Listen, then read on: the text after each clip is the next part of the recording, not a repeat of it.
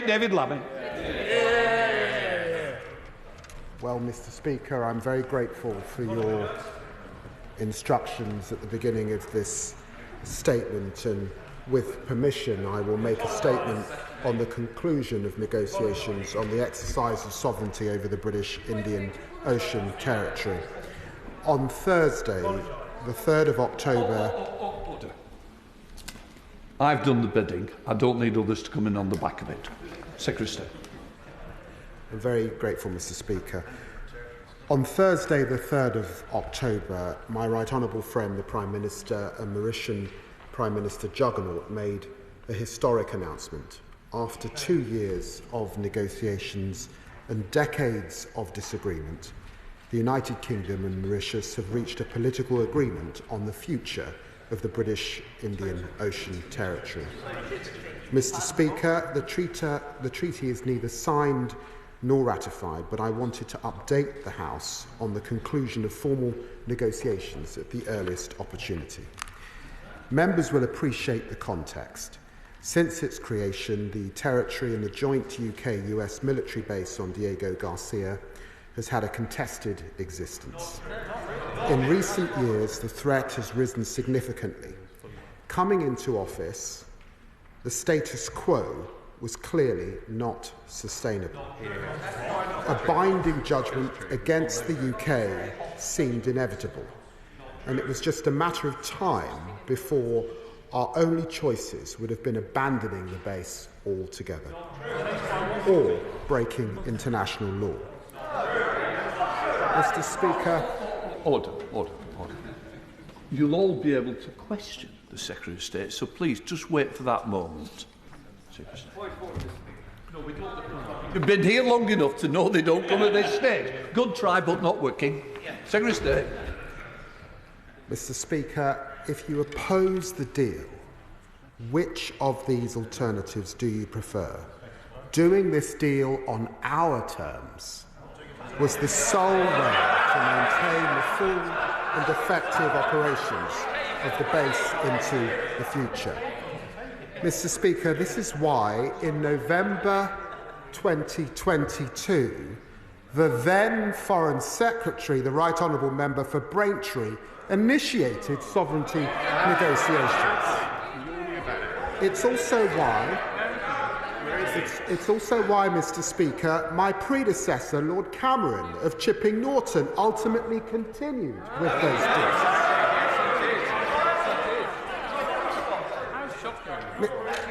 Mr. Speaker, under the previous government, there were 11 rounds of negotiations.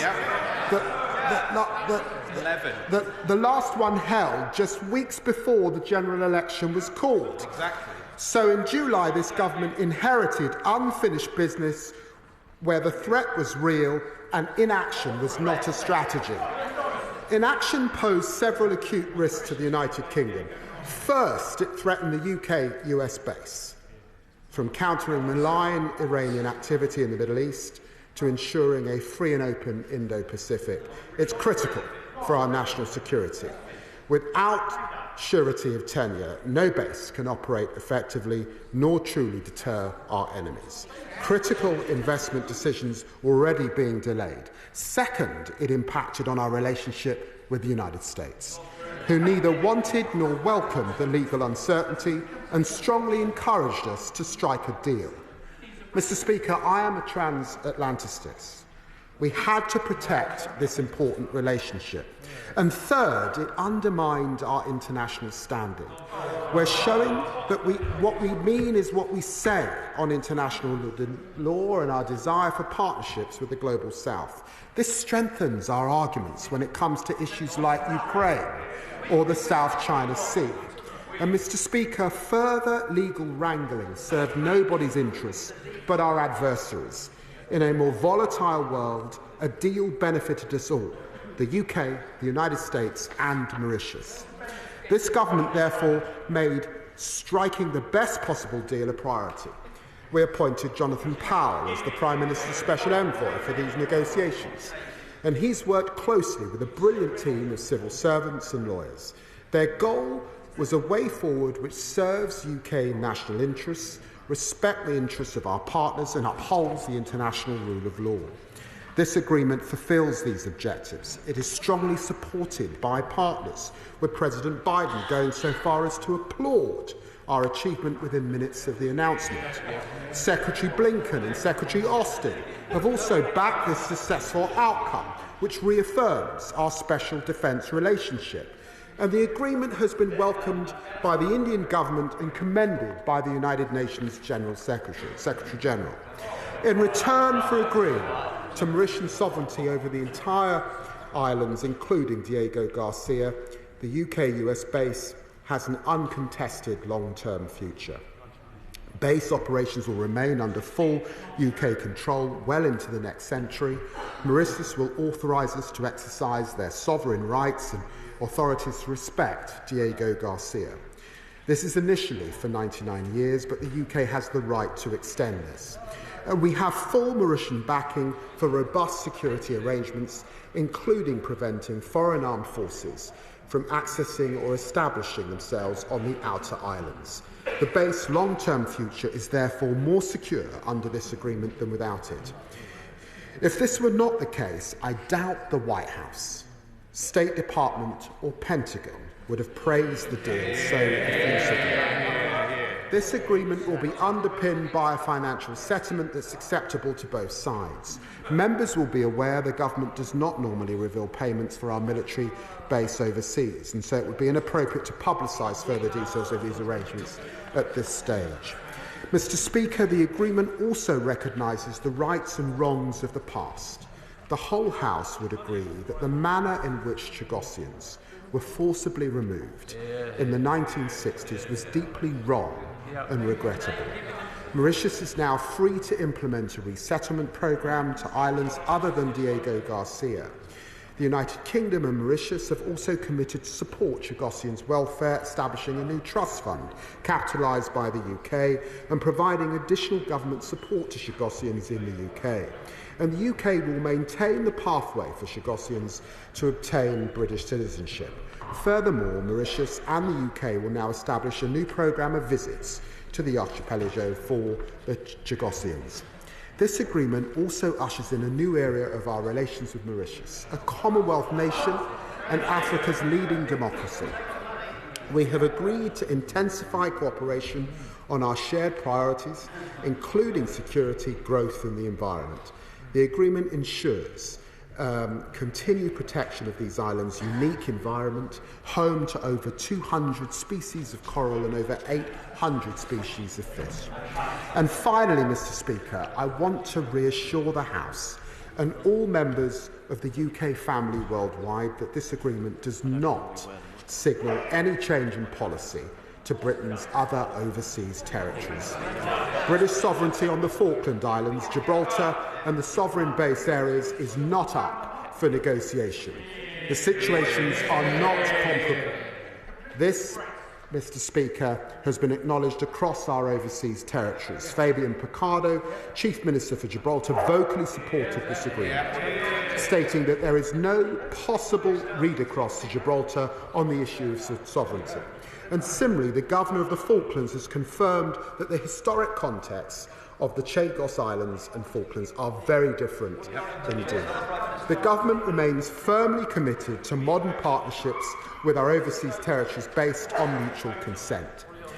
After Mauritius' elections, the Government will move towards treaty signature, and it is then our intention to pursue ratification in 2025 by submitting the treaty and the bill to this House for scrutiny. This is a historic moment, a victory for diplomacy. We've saved the base. We've secured Britain's national interests for the long term. I commend this statement today. Shadow Foreign Secretary Andrew Mitchell. Thank you, Mr. Speaker. I am grateful to the Foreign Secretary for sharing his statement with me in advance. Mr. Speaker, when the world is more dangerous than at any point in our lifetimes, when the Middle East is now on the edge of serious conflict, when there is war in Europe, and when British military forces are engaged in protecting an ally from Iranian missiles, the government proposes to give away a key strategic military asset to a state which has never controlled it and to which the Chagosian people feel little affinity, if any. It is frankly, Mr. Speaker, astonishing that this announcement was slipped out at the end of last week, a few days before Parliament returned, in order to advantage the election timetable of the governing party in Mauritius, rather than by making a statement here in this House. The Times newspaper put it well, and I quote, that in a dangerous world, British security is being risked by ministers and departmental lawyers who believe appeasing faux anti-colonial sentiment in the UN matters more than national interest. Mr. Speaker, UK sovereignty has applied to the British Indian Ocean Territory for more than 200 years. Its strategic location, right in the centre of the Indian Ocean, is unmatchable, and it houses our one and only military base in the Indo-Pacific. I can tell the House, Mr. Speaker, that this is a deal that the former Foreign Secretary, my noble friend Lord Cameron, would never have done. And nor, for that matter, would my right honourable friend, the member for Braintree. Had they been willing to do so, then the deal, Mr. Speaker, would have been concluded long ago. The Conservative government declined to enter into a deal with Mauritius for reasons that I think are now clear for the House to see. Nor has the Labour government published a draft treaty, only a non-legally binding joint statement. So we are somewhat in the dark about exactly what has been agreed. And crucially, can the Foreign Secretary guarantee that there will be a vote on this treaty? Mr. Speaker, is it not the case that the noble Lord West of Spithead, the most senior military figure ever to hold office in a Labour government, said as follows: "There is an irrefutable case that ceding the Chagos Islands to Mauritius would be an irresponsible act which will put our strategic interests in danger, while also recklessly undermining fundamental principles of international law." So I would be most grateful if the Foreign Secretary could answer the following 5 questions. First, never mind what the First Minister said, first, what steps has he and the government taken to reassure the people of Gibraltar and the Falkland Islands that this ill-advised decision will have no effect on their sovereignty? Second, and of yet greater importance, what steps is he taking to make clear that this decision will have no read-across for the sovereign-based areas in Cyprus, Episcopi, Dekelia and Akrotiri? Third, what assurances has he received that no Chinese military assets will be placed on any of the nearby islands in the archipelago? While his words are welcome, the House needs to see the wording clearly set out. Fourth, precisely how much money in total are we now planning that British taxpayers should pay to Mauritius, and for each year under this deal, as well as in total? We want full transparency on all payments that the government intends to make and what the money is for. What are the payments for the privilege of giving it away? Fifth, what consultations has he undertaken with the Chagosian community in this country and elsewhere? We note that his honourable friend, the Member of Parliament for Crawley, with courage and integrity, has opposed this deal. It remains to be seen whether others on the benches opposite will have the good sense, courage and integrity so to do. And in view of the fact that Jonathan Powell has only just been appointed as the Special Envoy for these negotiations, can he assure the House that the government has actually given the time to draw upon his expertise? Mr. Speaker, the Prime Minister and the Foreign Secretary are proposing to give away Britain's key strategic assets in the Indian Ocean. Little or no attention has been paid to the position of those with direct heritage and family links to Chagos themselves. We have no clear details of any safeguards to be put in place against China, a close ally of Mauritius, setting up military facilities and surveillance capacity not far away. Mr. Speaker, by this statement today, the government gives succour to our enemies in a dangerous world and undermines the strategic web of Britain's defence interests. Mr. Speaker, our country is the poorer and the less for it. Secretary. Well, Mr. Speaker, I've got to say it takes some brass neck to criticise this government for delivering what they tried and failed to do. It was quite literally the last government that opened these negotiations in the first place because they understood what was at risk. And they went through 11 rounds of negotiations and resolved nothing. Instead, as with much as we found across government, they left it for us to inherit and to fix. He praised in aid the former Foreign Secretary and the member for Braintree, now auditioning for the Tory leadership, who seems to have suffered short memory loss in the last few years. He told the Commons that in negotiations with Mauritius, and I quote, "Our primary objective is to ensure the continued effective operation of our defence facility on Diego Garcia." That is exactly what we delivered. Don't take my word for it. Ask President Biden. Ask Secretary Blinken. Ask Secretary Austin. If this could win the approval from the White House and the Pentagon for protecting security interests, then I think the right honourable member can rest easy and put down some of the bombast. The reality is that if you don't support this agreement, you either support abandoning the base or breaking international law. So I ask him, which is it? Our agreement secures the base. It stops a potentially dangerous illegal migration route. It protects the marine areas. It provides new support for the Chagossians, and it ensures that the UK is compliant with international law. There was a time when the Tories believed in international law. Now they seem to have given up, telling other people basically they should go ahead and break it. The honourable gentleman knows that this was a serious negotiation begun by the last government, left to us to conclude. It secures the future of a very important security asset in the Indian Ocean. They posture, we lead. And of course, Parliament will get the scrutiny that it deserves in the coming months. He knows too that this was a negotiation between two governments, and of course we kept the Chagossians informed all along the way. Chair of the Foreign Affairs Committee, Emily Thornberry. Much, Madam Deputy Speaker. And in a parallel reality, may I ask the Foreign Secretary a question about a particular aspect of this treaty, which I don't believe is going to get a great deal of attention in all the heat and fury, but it's very important.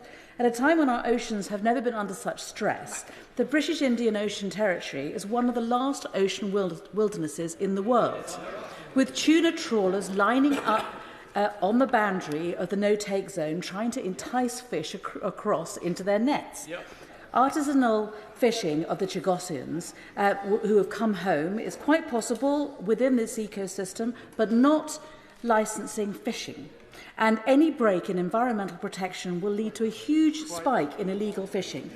Could the Foreign Secretary inform the House what provision has been made to ensure the ongoing protection of this unique part of the world once the administration of the islands is handed over to Mauritius, and what involvement the Chagossians have had in this process?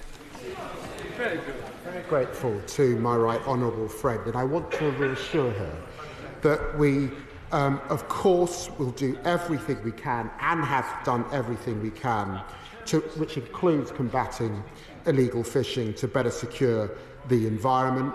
And as part of the deal, there is absolutely the establishment and the management of a new marine protected area, and we will work and continue to work with the Mauritians on that marine protected area, and of course the United States will play its part as well. I'm very grateful for the question. Lib Dem spokesperson Calum Miller. Thank you, Madam Deputy Speaker, and I'd like to thank the Foreign Secretary for advance sight of his statement.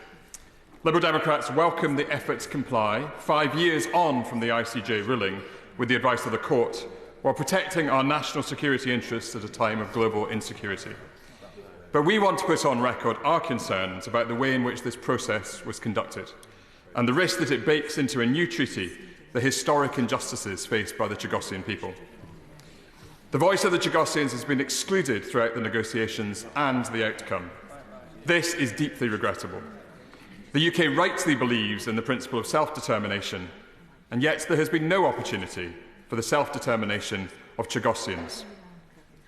I met today with Maxwell Evernor, a Chagossian living in Crawley who is desperate to return to the islands.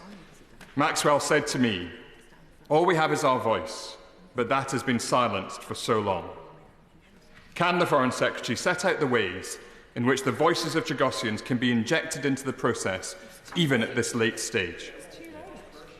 This House was too often bypassed under the former Conservative government, and so I welcome the Foreign Secretary's assurance that there will be proper parliamentary oversight of the final treaty.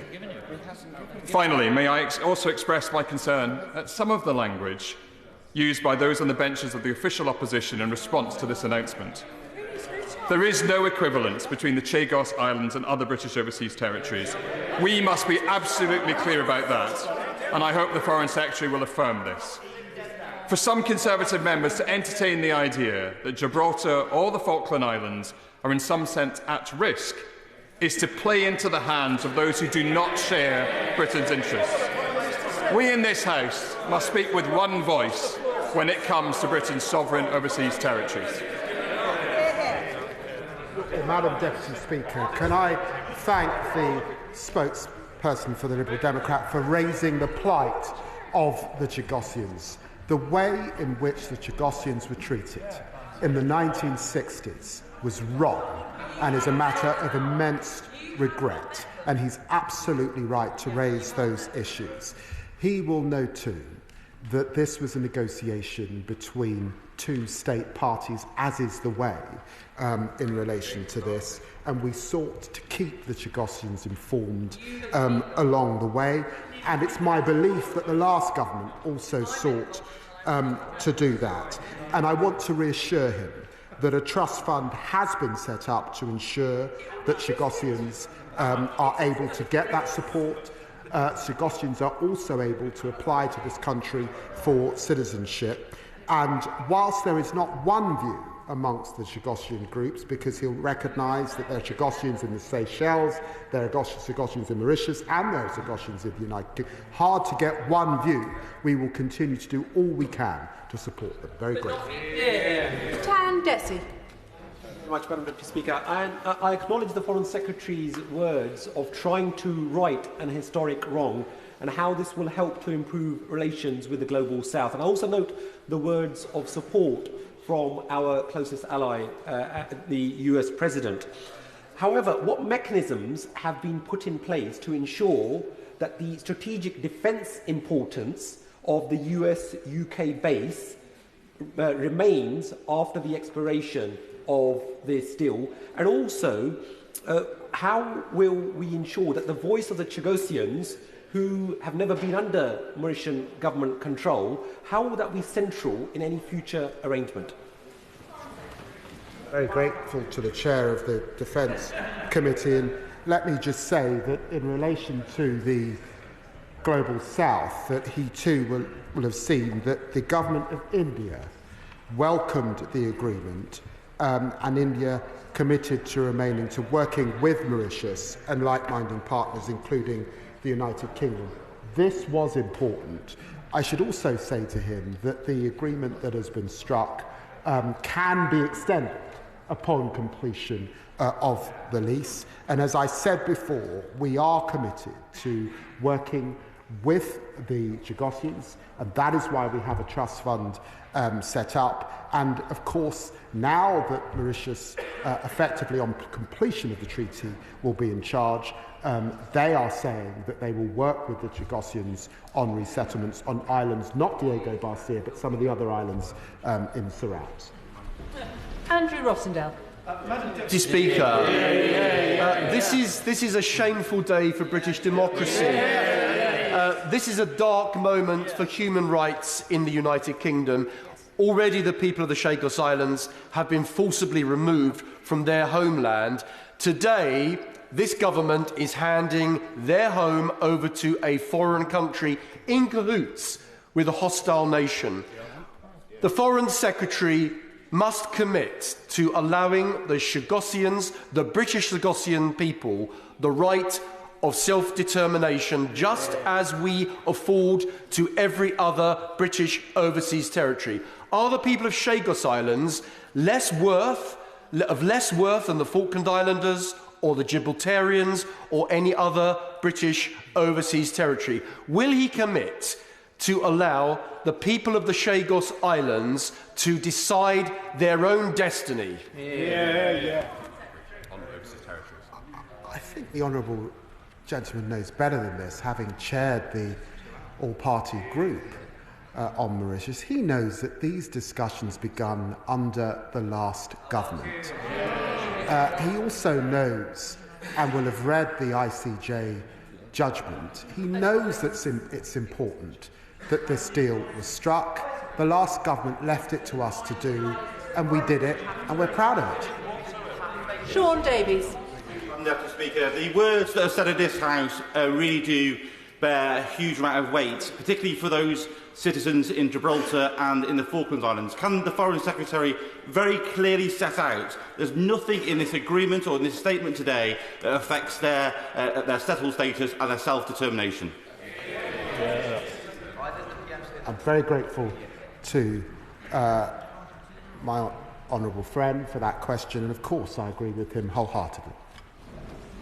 Sir Iain Duncan Smith. Can I just say to the honourable gentleman that even when I was over there, I was opposed to what my government was doing, even they were only going to go halfway. The truth is, he supported that then. Why has he turned around? And the one point I want to make to him and other colleagues sitting on the bench, the Mauritian government is guilty of vast human rights abuses, locking up other politicians who were independent, and also the Black Creole Mauritians were literally traduced by that government. We've handed to them, therefore, the rights over what the Chagosians have never agreed to. So my question to him is really, why was this a rush just before their election? They will use this now to benefit themselves in the re-election process. Why do we do that? To support a disgusting government in league with the Chinese? I say to the right honourable gentleman, who has immense experience in this House, and this House knows that sometimes across the floor one's able to strike up friendships and we're fellow Spurs supporters, but let me say to him that this is a country that is part of our Commonwealth, and so I can't possibly associate myself with the remarks that he just made. This was an important... let us be clear that I think it is a matter of regret what was done to the Chagosians back in the 1960s. That has been a sore that has run through our relations with Mauritius, but also with substantial parts of the global south, and that is why we have struck this agreement and continued negotiations. I remind him, 11 rounds. He may well have disagreed with the last government, but 11 rounds that they undertook. Gardiner. Thank you, Madam Deputy Speaker. On the penultimate day of the last Labour government, David Miliband, then the Foreign Secretary, created the Marine Protected Area around the British Indian Overseas Territories. It was then the largest area anywhere in the world that had been protected. And my honourable friend knows, my right honourable friend knows, that the last time a prosecution was made for illegal fishing in that area was in 2020. 4.5 years ago. And the way in which it was conducted meant that £10,000 fine was levied against the vessel, a mere slap on the wrist. These vessels take hundreds of thousands of pounds of fish out of that marine protected area. Who is going to pay, and how much is the government committed to ensuring that that marine protected area continues to exist? Who will pay it, and how will they ensure that the minimal level of protection that currently is in place is increased? Well, I know how my right honourable friend has championed these issues for many, many years. Can I reassure him that this was an issue of intense discussion under the last government and this government? We recognise the importance of that marine protected area, and of course, when he sees the provisions of the treaty come forward, we can have a further discussion on that surety. Nigel Farage. Thank you. Foreign Secretary, it would appear that the potential judgment, next judgment of a spurious, rather political foreign court matters more than the issue of national sovereignty. But and you boast that President Biden likes this deal. Now, the Speaker earlier on said that this House should not be affected by elections that take place in foreign countries. But I wonder, how confident are you, if the 47th President of the USA becomes Donald Trump, that he will approve of this deal, given the importance of our relationship with America? Yeah. Well, I'm grateful to the honourable gentleman for his question. Let me reassure him that we have sought to take views across the US political establishment. But I do say to him, to get a US President, a US Secretary of State for Foreign Affairs and Defence applaud this agreement should reassure him that the US would do nothing that would help our enemies, particularly the Chinese, in this regard. Amanda Martin. Thank you, Madam Deputy Speaker. Can the Minister confirm that despite others trying to score cheap political points and recklessly scaremonger, those residents in our other overseas territories confirm that this government is completely committed to supporting the right of self-determination of the people of Gibraltar and the Falklands? Thank you. I'm very grateful to my honourable friend who chairs the all-party group, I think, on Gibraltar. We unequivocally support the right of both the Gibraltar and the Falkland Islands to self-determination. And I was very pleased to see the Chief Minister come out categorically and put down some of the false statements that were being made last week. Tom Tugendhat. Thank you, Madam. Thank you, Madam Deputy Speaker. The old principle that we used to apply was the Wilson principle, the principle of self-determination, that the Foreign Secretary may remember is the defence of the Falkland Islands, the defence of Gibraltar. He's now just violated that principle by undermining the rights of the Chagosian people in favour of a claim that was abandoned in 1965, never really made, because it was only administrative and never properly governed from Mauritius anyway, and in favour of a court whose judgment was advisory. He sold out the sovereignty of the British people. Truly, nobody apart from a boy called Jack has ever made a worse deal on the way to market. He's come back with a handful of beans that he's trying to sell as a prize.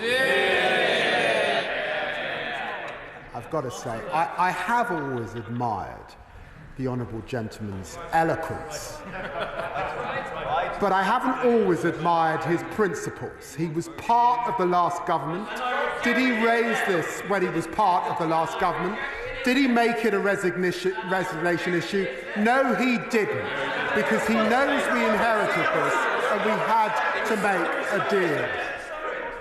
Fred Thomas. Thank you, Madam Deputy Speaker. Can I begin by congratulating the party opposite for their sudden interest in national security? And they must have forgotten all about the millions and millions of Russian rubles swilling about their bank accounts. But I do have a question for the Foreign Secretary, if I may. And I want to ask a question on behalf of my constituents in Plymouth, but also the constituency of the Royal Marines community in the UK. And the Falklands and Gibraltar represent something really personal and special to anyone who served in the Navy or the Royal Marines. These are places which hold a real emotional weight. Not only does it say Gibraltar across the Royal Marines cap badge, but it's written across our hearts. Can the Foreign Secretary please assure that constituency of what this government's plans are as regards the Falklands Islands and Gibraltar? Thank you. Well, I'm very grateful to my honourable friend for raising this issue, for his service and the seriousness with which he puts his remarks. And I can give him that unequivocal assurance for the Falklands, for Gibraltar, for Cyprus, and the rights that exist. This situation, which in the British Indian territories is completely different, not comparable. And I regret that in a way this has been made against the backdrop of a Conservative leadership contest, and colleagues who know a lot better have sought to make partisan points with something so important. Sir Julian Lewis. Did the government take the trouble to consult the head of its own strategic defence review, Lord Robertson of Port Ellen, before announcing this decision? And if so, what did Lord Robertson say? The SDR is supposed to report early next year. Would it not have been more sensible to see what its findings were before taking a militarily risky decision like this? Can I say that this is a deal that secures the future of the base beyond the lifetime of anyone currently in this Parliament, and can be extended? That is why it's been welcomed by the Secretary of Defence in the United States, and I would have thought that a former head of NATO, of course, welcomes this deal because it secures the base and our national security and the national security of the global community. Gregor Poynton. Deputy Speaker, thank you very much, Foreign Secretary. Can the Foreign Secretary confirm that the vital operations on the base on Diego Garcia will remain completely unaltered and without disruption thanks to this agreement? Very grateful to my honourable friend. Absolutely, yes, I can. Dr. Al Pinkerton. Mr. Speaker, over the last 210 years, Chagossians have been traded, they've been deprived of their liberty, they've been deprived of their dignity, they've been displaced from their homeland, and now, thanks to this process, they face the prospect of being dispossessed from both their islands and from their future hope of self-determination. Chagossians are not children. They do not require and they do not ask for a trust fund. They're a proud community of many thousands of people who have been wronged time after time and who are looking today to the Foreign Secretary, to the UK and to the members of this House to ensure that their right to self-determination is understood and respected. Many of those Chagossians are outside right now. Can you offer them that reassurance and think again on this negotiation? Can I say to the honourable gentleman that the way that the Chagossians were treated was wrong, and this deal secures a right for settlement for them to the outer islands. He will know that there are a range of opinions amongst them, but he's absolutely right to put on record the manner in which they were treated, with this whole House, I would hope, would accept as a matter of immense regret. Elaine Stewart. Madam Deputy Speaker, does the Minister agree that the threat of illegal migration onto Diego Garcia carried the threat of creating a further smuggling route into the UK? Has that threat now been shut down? Well, I'm very grateful to my honourable friend for raising a very serious issue. On the signing of that treaty, this now is a matter for Mauritius, so she's absolutely right to highlight that very important issue in terms of our own national security. Edward Lee. I don't know how many people actually have visited these islands in this chamber. Well, I went there with the Defence Select Committee 38 years ago. And it was crucial in our whole effort in the Cold War against the Soviet Union, and we never appeased once in that Cold War, and we won it. The question I want to ask, and it's a serious question, is given that Mauritius has a close relationship with China, given that we can't trust a single word the Chinese say with our experience on Hong Kong, given that they are militarising islands all over the Pacific, are we absolutely sure that sometime in the future the Chinese will not exert pressure on the Mauritian government to have a base on these islands? I've got to say, for such a senior member of the House of Commons, that I've got to tell the honourable gentleman that he should just check his facts a little bit more closely. Mauritius is one of only 2 countries in Africa that has not participated in China's Belt and Road. Mauritius is an ally of India, not China. Iain. Thank you, Madam Deputy Speaker. This government has committed to a reset of the UK's relationship with the Global South. Does the Foreign Secretary agree that putting this issue to bed will help neutralise the charge that the UK plays by double standards where international law is concerned? Well, the honourable gentleman is absolutely right to raise this issue. Some will argue that the ICJ advisory opinion of 2019 was only advisory, and the UN General Assembly resolution of the 24th of May 2019 was not binding.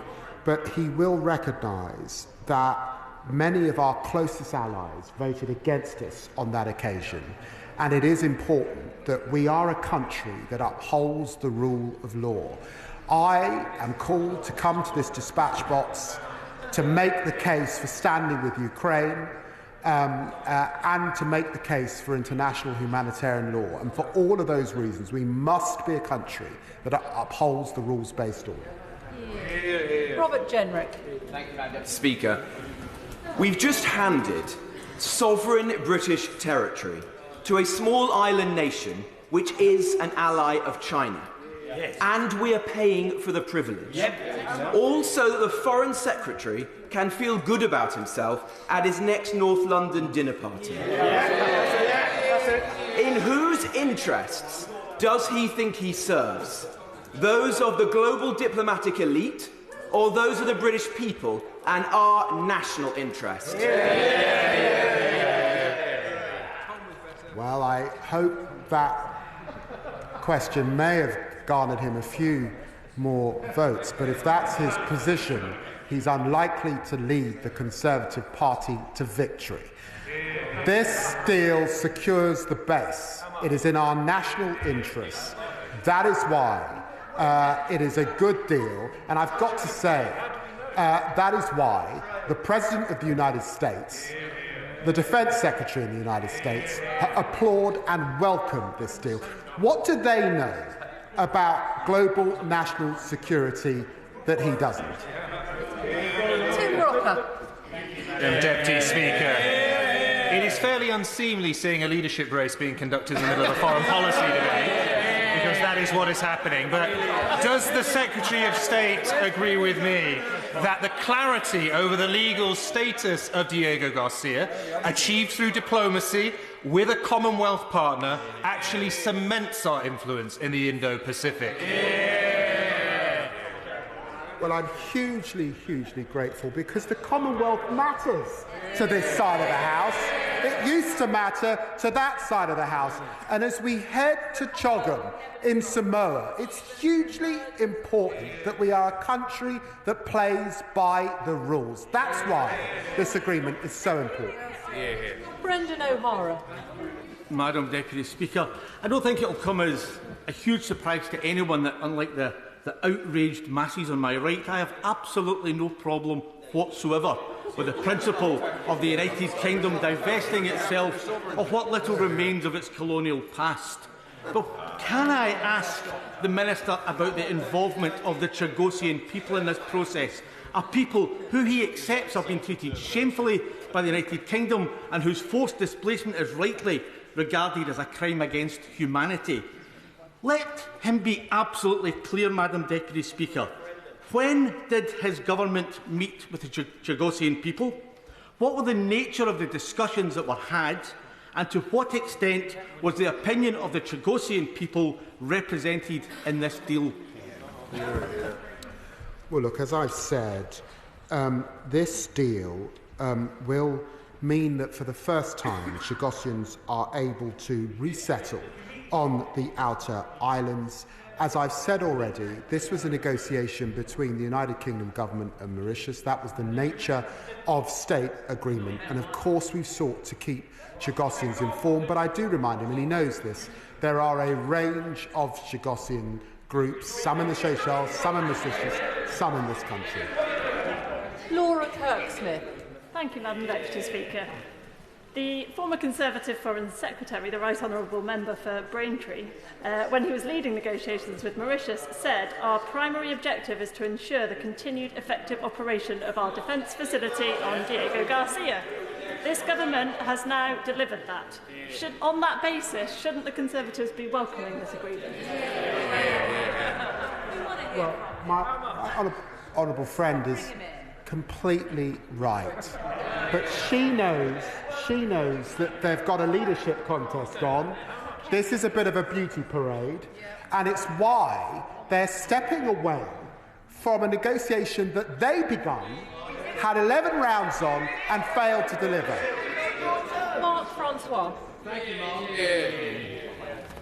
Having heard the Foreign Secretary's performance this afternoon, we now know why they didn't dare announce this in the House of Commons.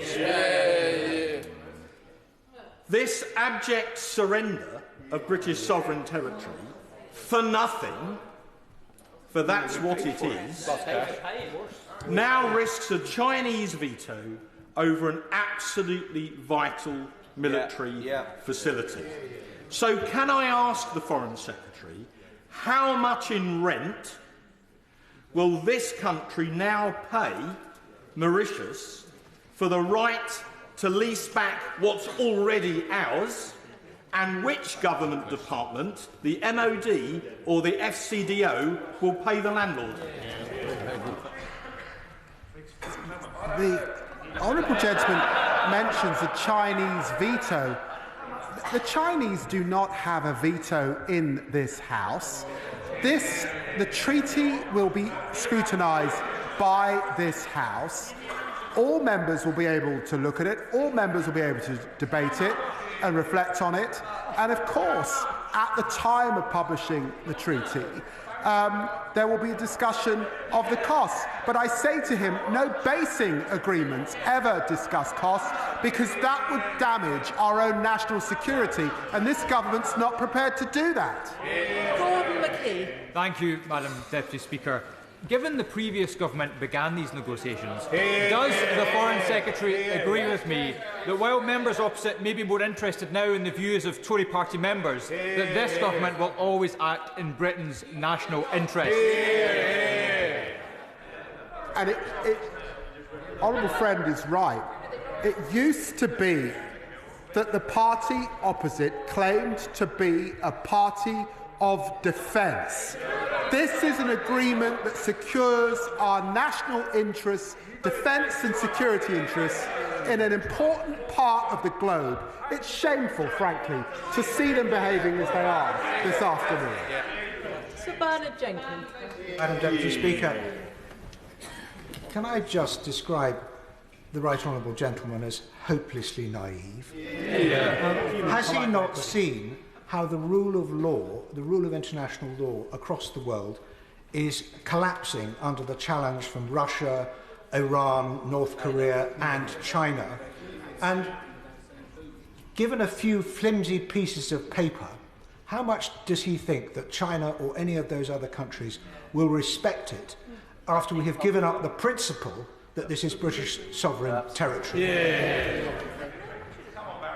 I've got to say, up against a tough geopolitical environment in which Russia, Iran, North Korea and China are far from playing by the global rules, it's hugely important that this country is a country that supports the rules-based order, and it's hugely important that this facility has been secured for longer than anybody else in this Parliament is able. That is what we've secured, and I have to say, I trust the judgment of our closest ally, not the honourable gentleman. Thank you, Madam Deputy Speaker. I welcome the fact that an agreement has been reached over the Chagos Islands, which helps right a historic wrong and guarantees the security we need. Amongst the confected outrage from the benches opposite, we have heard the expected scaremongering over the future of other territories, including Gibraltar. I note that both the Foreign Secretary and the Minister for Europe have in recent months reaffirmed the double lock on Gibraltar's sovereignty, meaning that not only will Gibraltarian sovereignty never be altered without its people's consent, but also that the UK government will never enter into the process of negotiation with which the Gibraltarian people are not content. Does this remain the case? Well, he's absolutely correct, and my honourable friend, the Minister for Europe, communicated that with a letter to the Prime Minister just a few weeks ago. What we have seen in the last few days from the opposition has been wholly irresponsible. Karen Bradley. Much, Madam Deputy Speaker. The Foreign Secretary has said that he's establishing a trust fund and that Chagosians will be able to apply for British citizenship. What discussions did he have with the Chagosian people about that, and can he confirm that the Home Office is ready to deal with those applications? Can I say they already can apply for UK citizenship, and of course we have been in dialogue and discussions with the Chagosian. My honourable friend, the Minister for Overseas Territory, has met with them regularly. Paul Brickell. Thank you, Madam Deputy Speaker. Does my right honourable friend agree with me that this agreement has no bearing on the government's relationship with the other overseas territories, and that the UK government's policy towards the Falkland Islands, Gibraltar and other territories remains unchanged, with support for their right to self-determination? Self-determination is the key word, and we absolutely support the right of the people of the Falkland Islands and Gibraltar in that regard. Sammy Wilson. Coming from Northern Ireland, I'm not surprised that this government has surrendered British interests against the wishes of the people who live there, because after all they supported the deal which the previous government did in relation to EU demands on Northern Ireland. But the government has given away a strategic interest. It has not published the deal, it won't reveal the cost, it won't guarantee that Chinese influence in this strategic area will not be guaranteed, and also, of course, it's handed to a country which has no historic claim. Does he not recognise the impact that this has on other people who are eyeing British territory? The EU and Gibraltar, the Argentina and Falklands. But this is a dirty, dangerous and desperate deal. It's a shameful surrender of British interests. Is he relying on the fact that the government got a huge sledgehammer majority which can drive this through this House despite the impact that it has on long-term British interests? I think the honourable gentleman lost much of the House when he said the people live there. They don't live there. That's the whole point. They don't live there. This is a deal that will give them the right to resettlement on the outer islands. I don't recognise the caricature that the honourable gentleman has made this afternoon. Steve Race. Thank you, Madam Deputy Speaker. President Biden has welcomed the agreement. Secretary Blinken has welcomed the agreement, as has Secretary Austin. Does the Minister agree with me that Tory critics opposite do not know more about US national security than the White House and the Pentagon?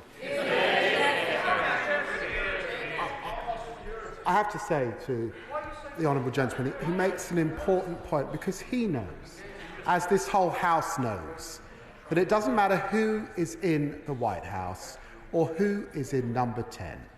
For generations, the US and the UK have acted in consort, and the future of Diego Garcia has been central to that, central to the security of the Indo-Pacific and the wider Indo-Pacific, but central also to global security. and the capabilities across our nations are essential and important. And that's why it's so sad to see the Conservative Party falling, frankly, quite, not living up, frankly, to where they should be on these crucial issues of national security, which ought not to be partisan. Dr. Andrew Murison. Speaker, my old boss, Admiral Lord West of Spithead, won his Distinguished Service Cross in 1982 in the Falklands, and the right honourable gentleman will know he's a former Labour Security Minister. Why then does he think that Lord West is of the view that what the right honourable gentleman is doing poses a grave security risk to this country and further is likely to undermine our position in the Falkland Islands? And will he give a straight answer to my right honourable friend, the member for New Forest East, in asking whether another noble lord, Lord Robertson, has been consulted in any way over the decision that the Foreign Secretary has made? Yes. I would urge him to read the remarks of the Chief Minister of the Falkland Islands, and I would urge him to consult more widely the defence establishment in this country, who are pleased that an issue that was looking that it would become very contentious between us and the United States in terms of global national security has now been settled. Lord Arthur. Thank you, Madam Deputy Speaker. I'd like to thank the Secretary of State for his statement, and in particular the reassurances given to our brothers and sisters in Gibraltar and the Falkland Islands. I think the scaremongering around those two areas has been absolutely shameful, absolutely shameful. But in the spirit of trying to achieve cross-party consensus, I think it's really important to acknowledge the work of the previous government on this subject and how that has provided the foundation for what we have today. Before then, progress was all too slow and it did shame our country. Nonetheless, I want to give the Secretary of State opportunity again to reassure us that this deal is in our strategic interest and also the interest of our partners. Well, there's seriousness, of course, behind the honourable gentleman's question, and I want to reassure him that alongside my colleague, the Defence Secretary, we have sought to secure a deal that secures the future of the base long after any of us are left in this chamber, that ensures that China particularly could not locate on any of the outer islands, as well, of course, as Diego Garcia. And I think that is why, in truth, the President, the Defence Secretary and the Secretary of State in the United States have welcomed this deal. But I also think it's important to recognise that India has welcomed this deal. They do not want China in their backyard. Sir Desmond Swain. How does the cost of leasing compare with the savings that the government is making on winter fuel allowance?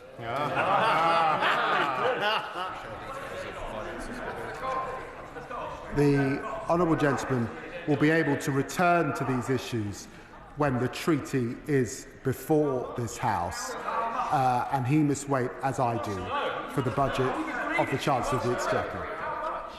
Dame Caroline Dinage. Thank you very much, Madam Deputy Speaker. I wonder if the Foreign Secretary would have a go actually answering a direct question. No. How much will the UK have to pay for the privilege of ceding our sovereignty? Well, as I've said, these will be issues that can discuss when we have the treaty. It is not routine for any government to comment on basing arrangements. She would not expect us to do that and put our national interests at stake. Oliver Ryan. Madam Deputy Speaker, I wonder whether the Foreign Secretary agrees with me that this government's commitment to our populated British Overseas Territories is fundamental, unshakable and unbreakable. I'm glad to hear him make the statement that he's made today, and I think this is a good thing for Britain. My honourable friend is right. There is an important distinction between the Indian Overseas Territories and Diego Garcia and, of course, Gibraltar and the Falklands, and that is, of course, that they are populated. the self-determination of those people is central to their future. And that's why the remarks that have been made over the last few days are wholly unacceptable and shameful. Corbyn. Madam Deputy Speaker, will the Foreign Secretary take this opportunity to recognise that what happened to the Chagosian people in the 1960s and 1970s was abominable, abusive, illegal and disgraceful, and many of them lived in poverty for many years after that in the Seychelles and in Mauritius. And they've long demanded their right to return to Diego Garcia and to the archipelago. That has been denied until now. And I think it should be right for the Home Secretary to pay tribute to those Chagosians that led that campaign for the right of return and the right of resettlement on their home islands. And an apology is due to the Chagosian people for the way they were treated. But could I also ask him about the situation facing Diego Garcia? It's unclear to me whether or not Chagosian people can visit, can reside, can stay there, can remain there, or are they going to be denied going there for another 140 years because of this deal that's been done with the USA? And finally, ask him this: why has the Americans been offered a 140-year lease as part of this deal? That is a very long time in recorded history of any sort. In fact, it's longer than most places many countries have even existed. Can he explain that? Well, I know that the Right Honourable Gentleman has been championing the plight of the Chagosians for many, many years in this House, and he makes his remarks with tremendous passion and strength, and he's right to do that. The way that they was treated was wrong, and in bringing forward the treaty in the months ahead, I will have more to say on that very matter. In relation to whether they will now have a right to visit Diego Garcia, I've got to tell him that they will not have such a right under this treaty. Any resettlement or visits will be to the outer islands. This is an important US-UK security base, and so I'm afraid I'm not able to give him that assurance. They do not have that right under this treaty. Calvin Bailey. Thank you, Madam Deputy Speaker. I don't believe I ever had the pleasure of flying into our joint base on Diego Garcia, either in the US Air Force or as a pilot in our own Royal Air Force. But its strategic value in terms of its capabilities that it offers and its relationship that it cements with our US partners is clear, as was its contested existence. Does my right honourable friend, the Foreign Secretary, agree with me that it was a Tory government that started these negotiations because they recognised the dangerous situation facing the base, and that it was this Labour government has now ensured the base is undisputed and has a secure footing? Well, I'm grateful to my dear friend. And let me just say thank you for your service. And you're absolutely right to raise the issue of these islands being contested and this agreement now putting them beyond contestation. And that makes us all more secure as a result. And I think he knows because of his service. And I think that most of the general public knows, those that have paid attention to this, recognise that this is a deal that we in the United Kingdom can be proud of. Paul Holmes. Thank you, Madam Deputy Speaker. Can I say to the Foreign Secretary that after that performance, I'm delighted to read that there will be a reshuffle at Christmas. The Foreign Secretary should revisit his statement where he said that my noble friend Lord Cameron carried on these negotiations. I was his parliamentary private secretary when he ended these negotiations. This Foreign Secretary capitulated in 3 weeks. Can I therefore ask him, in the sham negotiation that he's carried out, that no military equipment will be allowed to be stationed not only on the outer islands but on the inner islands under this agreement over the 99 years? And can I ask him to outline to this House, because he's not managed to outline much to this House this afternoon, what scrutiny structures and how many votes we will be allowed in this House when he lays that treaty? Yes to his question, and we will come forward with plans in due course. Rupert Lowe. Thank you, Madam Deputy Speaker. In the Foreign Secretary's oral statement, he said a binding judgment against the UK seemed inevitable. That seems to me to be misleading verbal baby food at best. And at a time when, particularly as so far there's been a non-binding advisory opinion, there's been absolutely nothing which suggests we're going to breach any form of international law. But at a time when we have got increasing global conflict, I would like the Foreign Secretary to explain to the House why is there such urgency to do what he is proposing to do now. It seems to me it's going to be a case of acting in haste and repenting at leisure.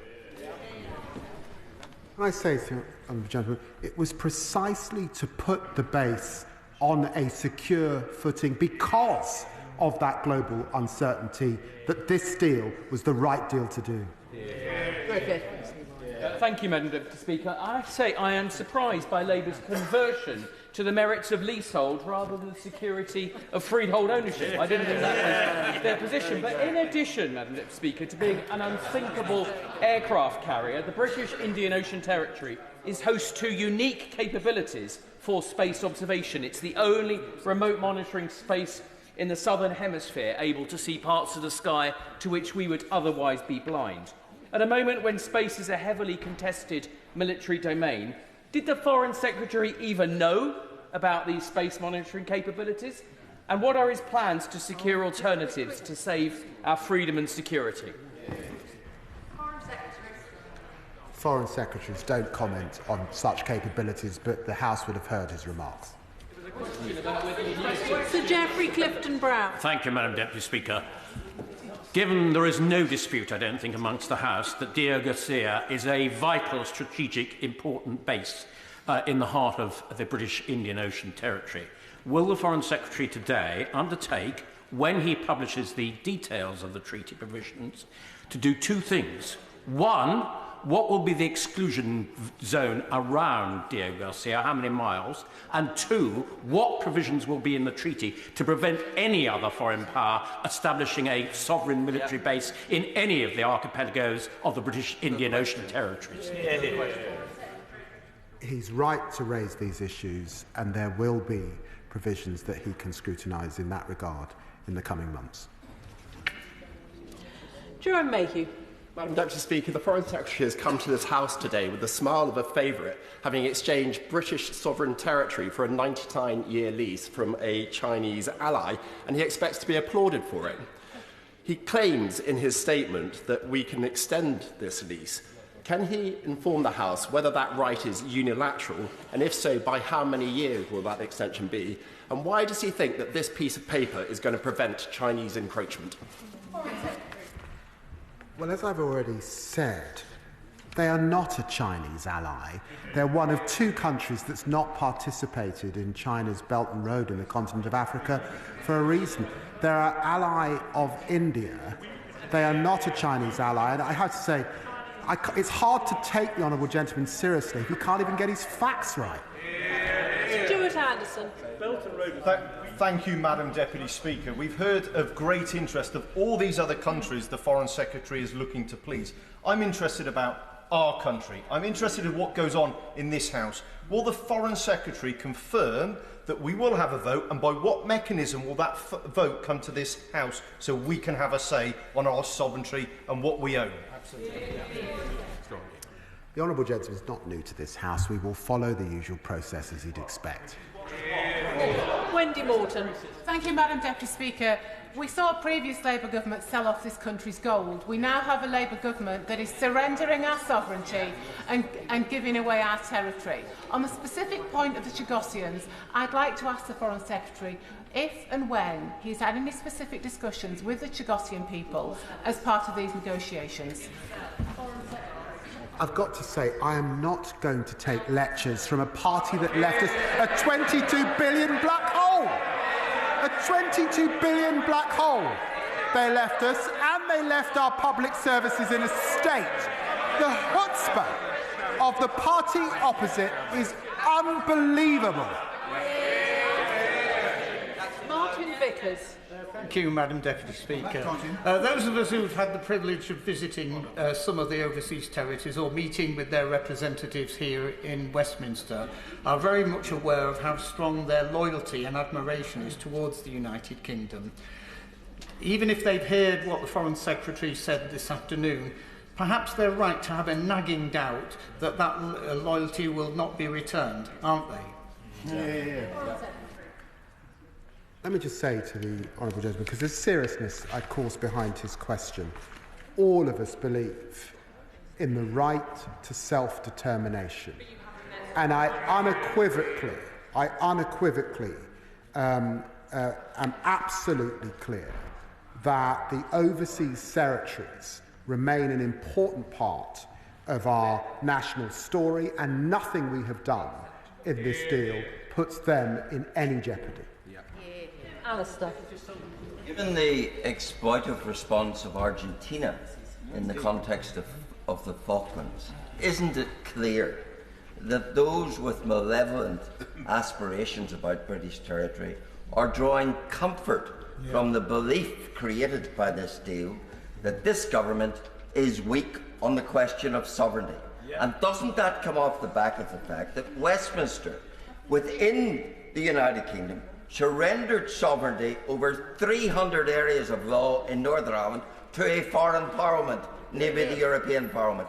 If the Foreign Secretary wants to demonstrate that his assurances to Gibraltar and the Falklands are to be taken seriously, then shouldn't he begin by reclaiming sovereignty over all of the United Kingdom and reversing the surrender of sovereignty over 300 areas of law in Northern Ireland? Well, can I say to you, we will always defend the Falkland Islands, and that point I raised with the Foreign Secretary for Argentina just last week in New York. Richard Tice. Thank you, Madam Deputy Speaker. In the mid-1960s, Foreign Secretary, when Mauritius was granted independence, they agreed, as part of that deal, to relinquish all claims to this British sovereign territory that we've owned since 1814, the Treaty of Paris. Why do you see fit to do a deal with a nation that has reneged on a previous deal, and why are we selling a sovereign asset of great value that we all agree for no money up front? We're paying them. It's negligent. Because we've done a deal that secures the security of the global community. And I've got to say, I can't recall if the Honourable Gentleman is legally qualified, but I've got to tell him that we found ourselves with no one supporting our claim in the family of the UN and the rules-based order, and for that reason the last government began these negotiations, and it's been absolutely right that we conclude them. Jim Shannon. Thank you, Madam Deputy Speaker. And the Foreign Secretary has made a very clear point, but Madam Deputy Speaker, in 1982 Margaret Thatcher set a precedent that the United Kingdom would do everything necessary to defend our overseas territories. So some 42 years later, it's important that these legacies are carried on. So can the Foreign Secretary commit to ensuring that this decision has no bearing on other overseas territories such as the Falklands or Gibraltar? I have many friends who live in the Falklands and Gibraltar. So what steps will be taken to protect and preserve them? Yes, I can, and in that regard I'd want to associate myself with the remarks of the former Prime Minister and state once again that the right to self-determination governs our relationship with the overseas territories. They remain a very important part of our national story, and nothing in this deal undermines that important relationship, and that is why the Governor of the Falklands and Fabian Picardo in Gibraltar have been very clear about that in the last few days. The Honourable Gentleman, I don't think, was standing throughout the statement. Can we just have a moment for the two front benches to swap over?